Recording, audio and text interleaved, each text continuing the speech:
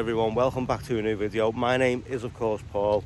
Today we're saying farewell to the Astra VXR. We've reached that point now, 2 years in. It's time for it to go. It is absolutely lashing down here, I mean, as you can see, but I'm still doing the intro to this video outside as I did want to get this done. Time to start the video, guys. Let's say farewell to the Astra VXR.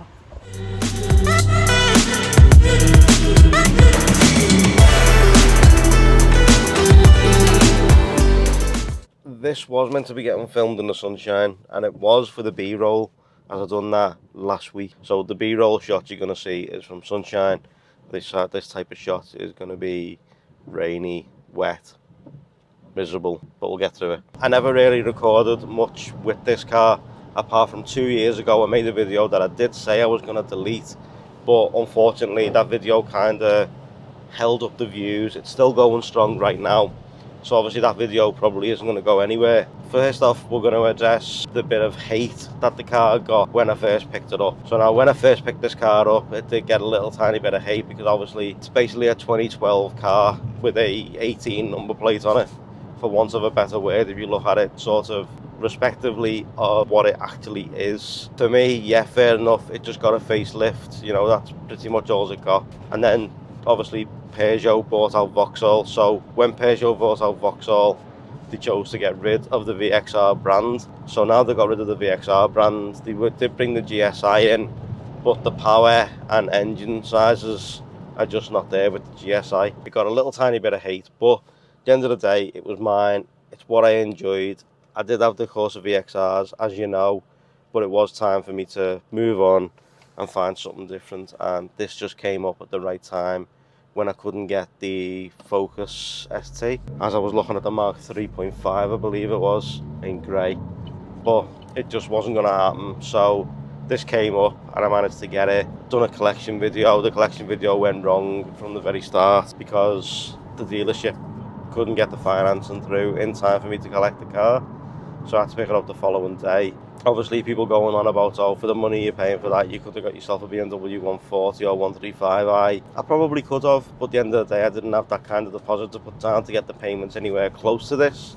You were talking upwards of £500 plus a month for me to get into a BMW, and that just wasn't going to happen. So when this came up, it was the perfect figure. I was happy with it. My insurance was decent, and I figured, why not? For those that basically hated on the car, I mean, I do fully agree with what you said about the fact that, you know, it's an old looking car with old technology inside it, and it kind of, I mean, for the 2018 it is. There's no Apple CarPlay in here, you know, there's no fancy techie gadgets that I'd be into with the tech side of me. It is what it is, and it's been a good car.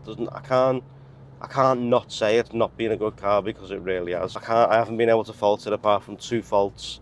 Two faults are both air conditioning related, and it now has no air conditioning at all. I'm sure that can be fixed, you know, by Vauxhall. It's still under warranty. It's going to be going pretty shortly. I just haven't got the time to go and take it in and get it done. So that'll be down to the dealership where it goes. Now, if we're talking cost of ownership of this car, we're talking £21,000 is what it cost me. That was putting in the Corsa VXR.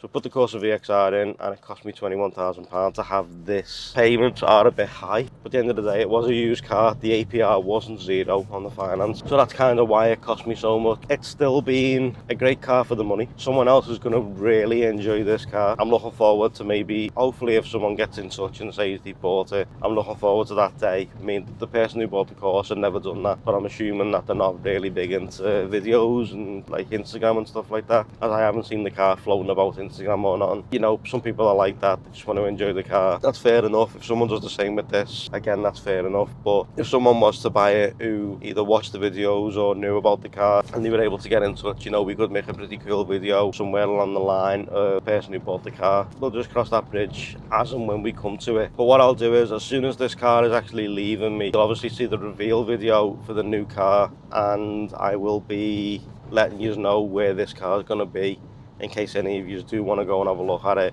see what it's going to cost, or maybe buy it for yourself. Now let's talk about, has the car cost me anything in terms of running? So running costs on this car, it's cost me for fuel. It has cost me a lot of money in fuel. Basically the same journey every single day. It's up and down the M57. It's about £50 a week in this car for the journey I do. Now, people have said, why don't you get a diesel? I don't feel like the journey is long enough to warrant getting a diesel, so that's why I'd sooner get the petrol, plus I can have a bit of fun. It's cost me for tyres. I've had 2 sets of front tyres on this, and I've had a set of brake pads, and up to now, that's all it's cost me. It's cost me no extra apart from brake pads, service, obviously, but my first 2 were free with Vauxhall, and it cost me for two sets of front tyres, as this does tend to go through them a little bit quick. So let's talk about what it's been like as a daily driver. It's been fantastic. It's comfortable. The seats are amazing. You know, it looks great too. There's no denying that this car does not look good. It looks absolutely fantastic. That wheel tyre and brake package is unlike anything I've ever seen in a hot hatch, especially of this calibre. It's definitely a fantastic setup on this car, and whenever you pull up with a set of lights, that's what everyone tends to look at first. They look at the wheel and the brakes, because the brakes on this are something special, and you can tell that as soon as you look at them. Now let's talk issues with the car. Now, issues with this car have both been air conditioning related. So as of this point right now, I don't have air conditioning in the car. It doesn't work, it blows out hot air. I put the windows down, it's perfectly fine. I haven't needed to go and get it looked at, because the first time I went to go and get it looked at, it caused a major issue between myself and Vauxhall, the dealership anyway, and I just didn't want to put myself back through that again. So that's why I haven't been to go and get it looked at the second time. It was booked in, but I chose not to bother taking it in. I just left it in the end. But this thing sounds great. Now, you don't get many real pops and bangs unless it's really, really hot. But I'm gonna show you now exactly what it sounds like. It does sound good, but no pops and bangs.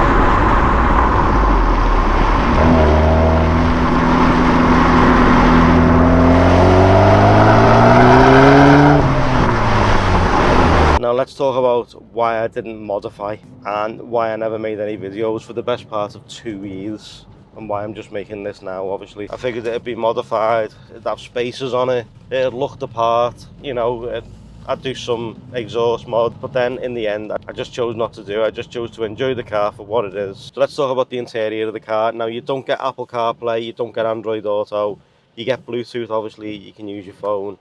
It did have OnStar on it, but OnStar is coming to an end in December. It's got a normal standard stereo with CD player. It's got no extra fancy bits. It's got no heated seats, no heated steering wheel. It hasn't got air conditioning anymore. It did have, but it hasn't anymore. Yeah, I mean, for what it is, the seats are amazing. It feels nice when you're driving it. The gear ratio is quite nice. First to second and second to third is a bit grindy now and again, but that's just common. That's common for these type of cars anyway. In the Vauxhalls with that chocolate gearbox, it's not even worth going into. But then you got your sport button, which doesn't do an awful lot, I don't think. I mean, it doesn't change the dial, it doesn't do anything fancy. Then you got your VXR button. Your VXR button turns this into an absolute demon, because the lights, all the lights around the inside of the dials glow up bright red, and the car just seems to hunker down and it grips like crazy. The steering wheel goes a bit heavy. It's fantastic, especially if you want to just boot on a little bit through country sharp twisties.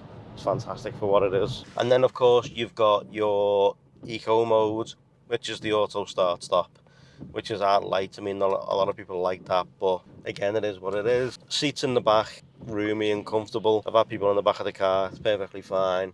Baymax is back there now. If you didn't know, that's what the car got nicknamed, Baymax, because it's fat and white.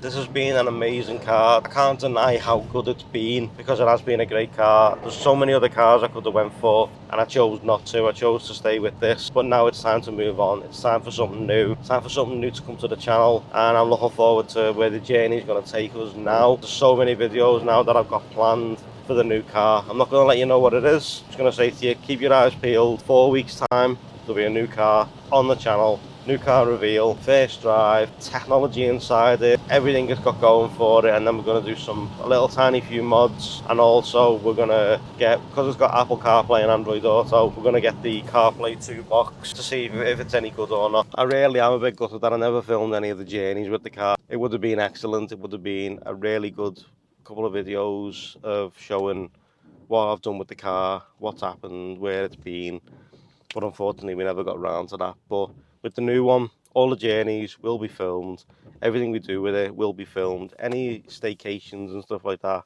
because obviously I haven't been away, will be getting filmed. But guys, thank you so much for watching. I truly appreciate it. Drop a like if you liked it, subs if you loved it, turn those notifications on for more videos just like this. Lots of cars coming in the future, along with the new car reveal. Such a shame, but it's farewell to the Astra. Thanks for watching, guys. I'll see you all in the next one. It's going to be quite hard to let it go, but it's time for someone else to enjoy this.